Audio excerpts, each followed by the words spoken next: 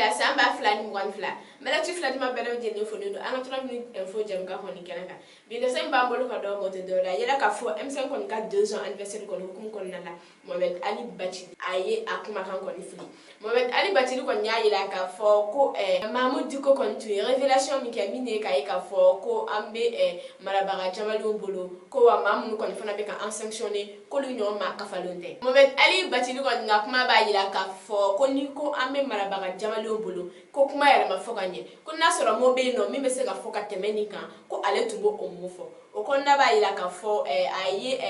kuma do mo ko ka fam yala o yaye ka fo ka ko me ka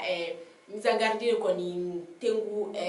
Dr. Shoget ko kala megala na le ye anga premier ministre o ko fait ko ni aye message kon don ta ka lancer colonel Assimi Goïta no président de la transition yi ko aki I kofle aka kere fe mo laje u kana ta do ko jugula barsa ani mamun kon me balala nyon fe ma nyala monte ma nganyen monte wa uka ko ko ni juga ko ni mado ko Assimi Goïta ki I janto ko sobe akere fe mo la aka message ko ni ambaye ka fo ka kon be ka ataka tenku Shoget ko kala maegalila barsa ay M5 RFP kon to do kuma na minye ka yela ka fo ko mo tara bolongolo kana nu yo ku bla jamana ko ni malal ko la ko yal mawlu ko ni nasaka jamana mala chugudi bolongolo hakile kon be olula ko wado yere te mérité ka yela ka fo ku be M5 RFP kon appartenu alibi ko ba yela ka fo sisano ko ni mamu ko M5 RFP la no ko me fanga nyama ni wakati ni na u beka wale do ke mi ma yela ka fo u ko ni manga kuma ni M5 RFP ra ko ni to ko blewe barsa u to mérité ble u ka keta ko te u ka walo te o yira